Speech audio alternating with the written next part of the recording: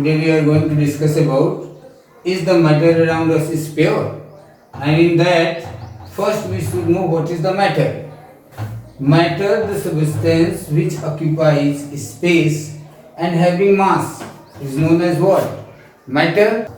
Matter can be classified on the basis of their appearance, that is physical classification, on the basis of their analysis, their constitution is known as what? Chemical classification. Physical classification means matter is states of matter. Actually there are 5 states of matter in general, but here mainly we have to discuss solid, liquid and gas. In solid, you know that intermolecular space is very less. In liquid, intermolecular space is larger than what? Solid. And in gas, intermolecular space is very large. And a lot of things like their intermolecular force of attraction. Now comes to chemical classification. Chemical classification means is the matter is pure or impure. Matter pure है कि impure है, इसके बारे में बताता है. Pure substance क्या होते हैं? प्योर सब्सटेंस का मतलब पहले समझें, ये बहुत इंपॉर्टेंट है. Pure substance, those substance which made by only one kind of substance, only one kind. अगर कोई आपसे पूछे कि मिल्क प्योर है कि नहीं, अगर आपका मिल्क मैन आता है और आपको मिल्क देता है, उसमें कोई पानी नहीं मिलाया है, तो क्या वो मिल्क प्योर है? आप कहेंगे नहीं, वो मिल्क प्योर नहीं है, क्योंकि मिल्क में फैट्स होंगे, प्रोटीन होगा, several kinds of material mix होते हैं. अगर हम आपसे पूछें वाटर है, डिस्टिल्ड वाटर, तो डिस्टिल्ड वाटर क्या होगा?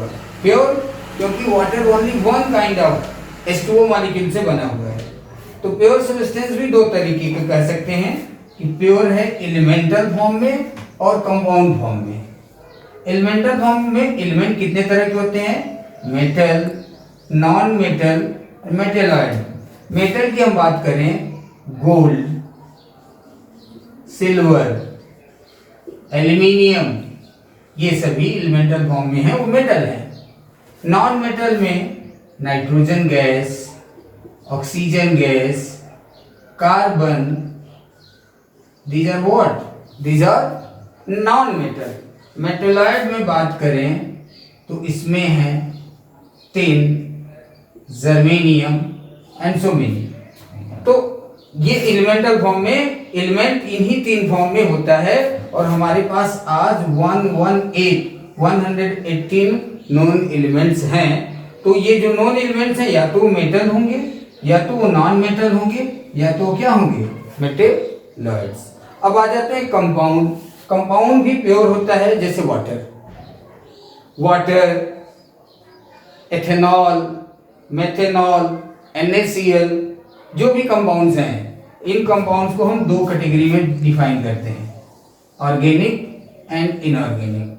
ऑर्गेनिक पहले ये समझा जाता था, ऑर्गेनिक मटेरियल वो होते हैं जिनमें की जो ऑर्गेनिक सोर्स यानी नेचर से मिलते हैं, जैसे साइट्रिक एसिड, टार्टरिक एसिड, जितने भी ऑर्गेनिक एसिड्स हैं, विनेगर, ये सभी ऑर्गेनिक कंपाउंड्स माने जाते हैं. और जो भी नेचर से ऑब्टेन्ड होते हैं, जो पहले मैन मेड, अब तो बहुत सारे ऑर्गेनिक कंपाउंड मैन मेड है, लेकिन वो कंपाउंड जो कि नेचर लिविंग सोर्स से मिलते हैं, लिविंग सोर्स से पाए जाते थे, उनको हम क्या बोलते हैं? क्या बोलते हैं? Organic substance. इनऑर्गेनिक जो कि अर्थ क्रस्ट में मेनली पाए जाते हैं, उनको हम क्या बोलते हैं? Inorganic material. फिर आ जाते हैं कि ये प्योर सब्सटेंस हो गया. तो दूसरा क्लासिफिकेशन क्या है? मिक्सचर. मिक्सचर भी 2 तरह के होते हैं, होमोजीनियस मिक्सचर, जिसको हम सॉल्यूशन बोलते हैं, हेट्रोजीनियस. होमोजीनियस मिक्सचर में थ्रू आउट सॉल्यूशन, दोनों जो भी मिक्स होते हैं, सॉल्यूट और सॉल्वेंट, उनका composition through out mixture uniform होता है. जैसे आप एक ग्लास में नमक का सॉल्यूशन, सॉल्ट सॉल्यूशन बनाएं, और सॉल्ट सॉल्यूशन का एक ड्रॉप में भी वही कंसंट्रेशन रेशियो होगा जो कि 10 ml या उसके आधे पोर्शन में जो भी पार्ट आप उठाएंगे उसमें कंपोजिशन थ्रू आउट सेम होगा, ऐसे सोल्यूशन को हम क्या बोलते हैं? Homogeneous solution. हेट्रोजीनियस सोल्यूशन क्या होते हैं? They are not uniform throughout the mixture, is known as heterogeneous. अब होमोजीनियस सोल्यूशन पे हम आपको अलग अलग सोल्यूशन की अलग अलग कैटेगरी का एक अभी एक्सपेरिमेंट आपको हम बताते हैं, एक्सपेरिमेंट दिखा के कि कैसे कैसे सोल्यूशन बन सकते हैं, टाइप्स ऑफ सोल्यूशन क्या होंगे। As you can see, when we dissolve salt in water, it form a complete homogeneous solution, means no salt particle is visible in the solution. That means it is completely dissolved and forming homogeneous solution.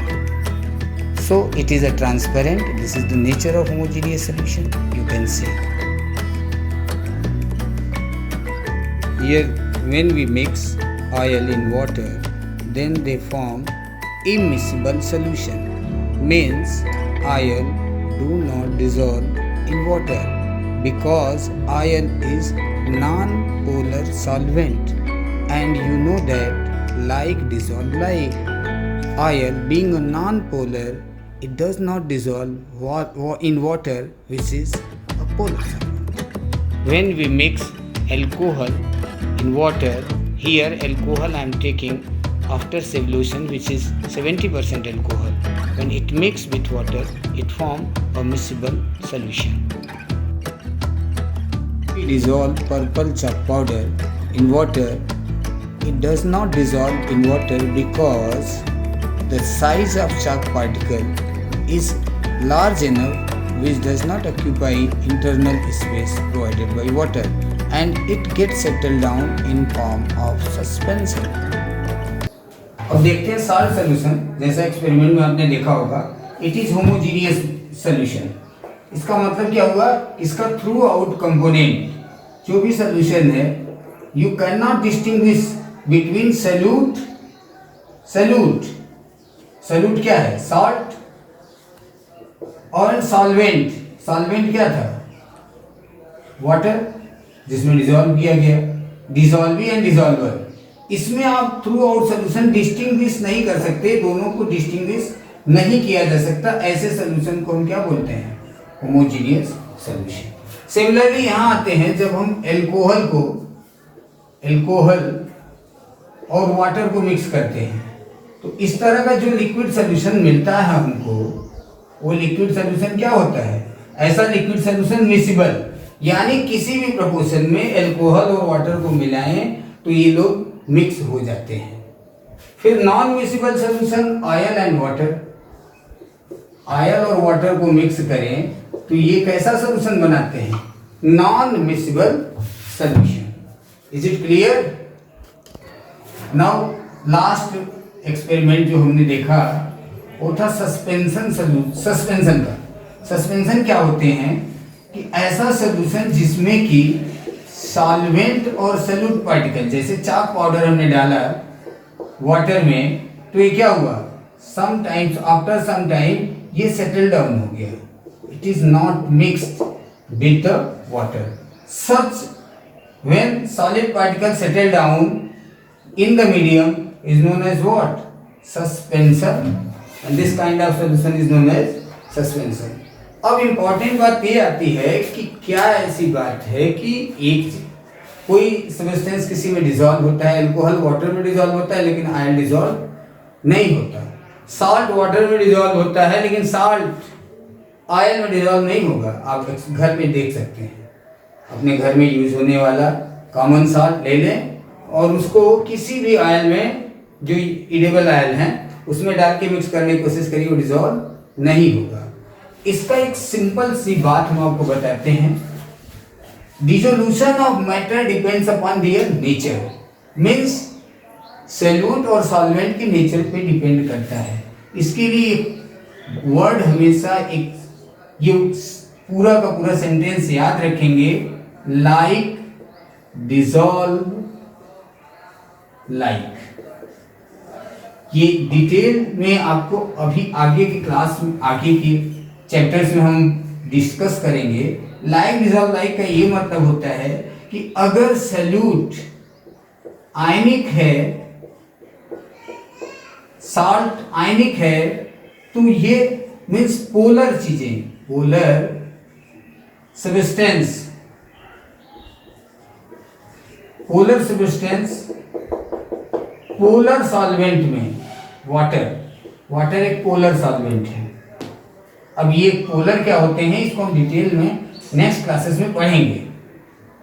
Polar substance NaCl common salt एक polar substance है, ये water में dissolve होगा। Water भी एक polar, water में भी दो पोल होते हैं, positive end and negative end. तो ये लाइक डिसॉल्व लाइक, पोलर में पोलर, नॉन पोलर में नॉन पोलर। जैसे फॉर एग्जांपल साल्ट किस में डिसॉल्व होता है? साल्ट डिसॉल्व होता है वाटर में।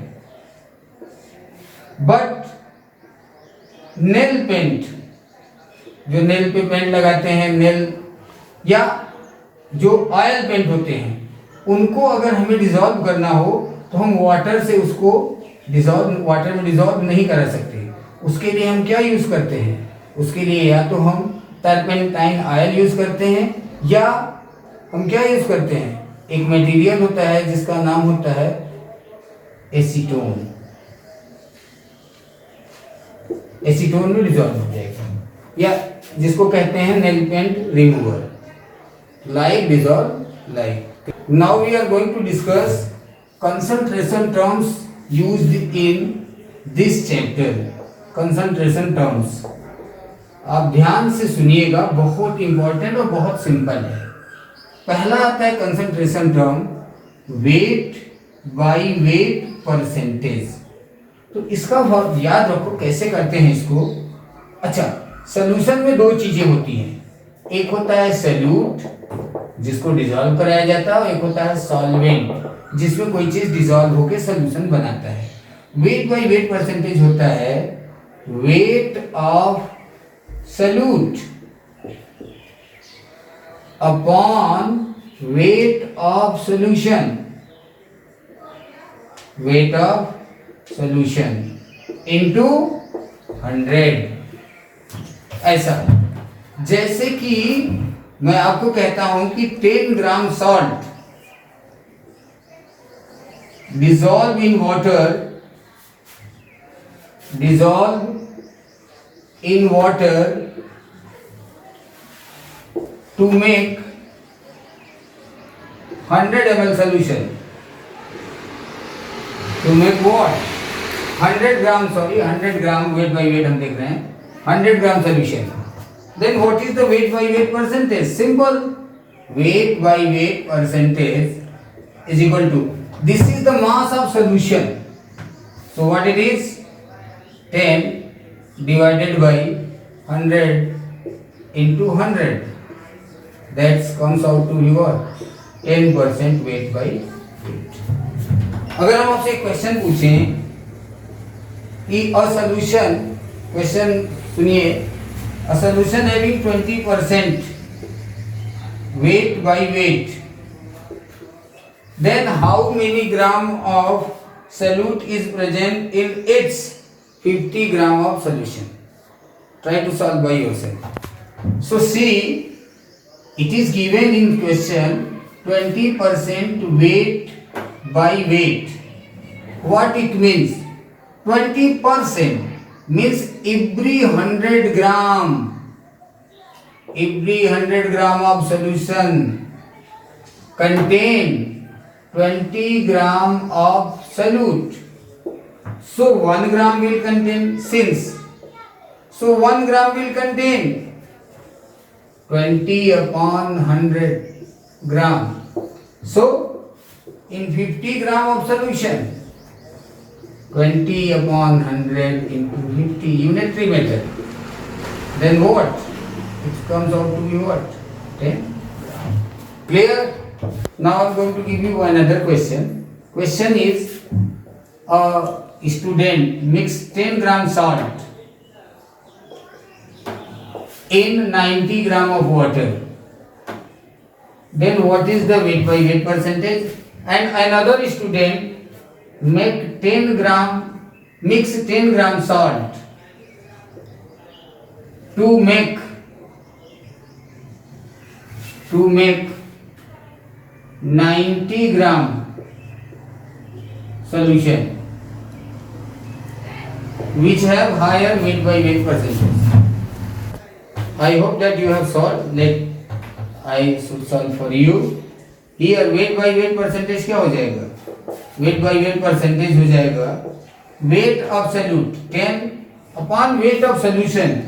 Solute 10, solvent that is water is 90 gram. Then it is what? 100 into 100 by formula. It comes out to be 10%.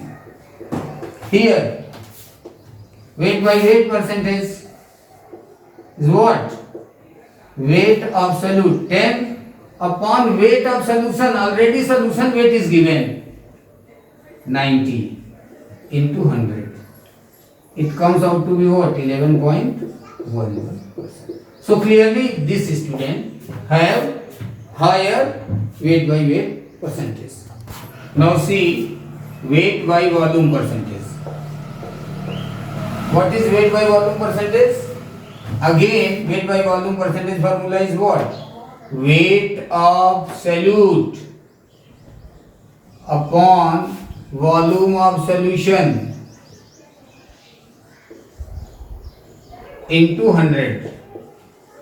In general, we take volume of solution in ml. Keep in your mind, because in laboratory we don't use bigger vessel. We only use test tubes. So, if a question is 10 gram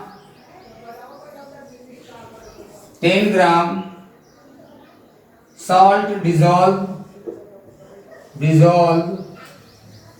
to make 100 ml solution, find its weight by volume percentage. Put 10 upon 100 into what? 100, that comes out to be what? 10% weight by volume. Clear? Now we see volume by volume percentage. What is volume by volume percentage? It means how many ml of any solute is present in 100 ml of solution. Okay, so it is what?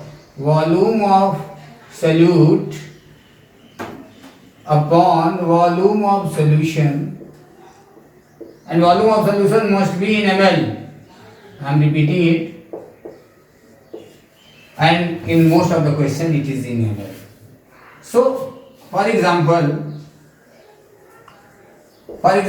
if 10 ml alcohol is mixed with 90 ml water, what is its volume by volume percentage? See, how many ml of alcohol? 10. What is volume of solution? 10 plus 90, that is 100 into 100. That comes out to be 10% volume by volume. Clear? Now see, in general, if it is given that x% anything, x means any number, x% weight by weight, what it means? It means every, note it, very important, every 100 gram of solution contains x gram of solute. If it is given, second, x% weight by volume, what it means?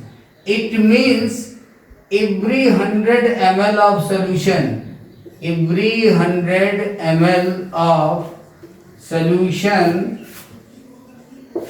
contain x gram of solute.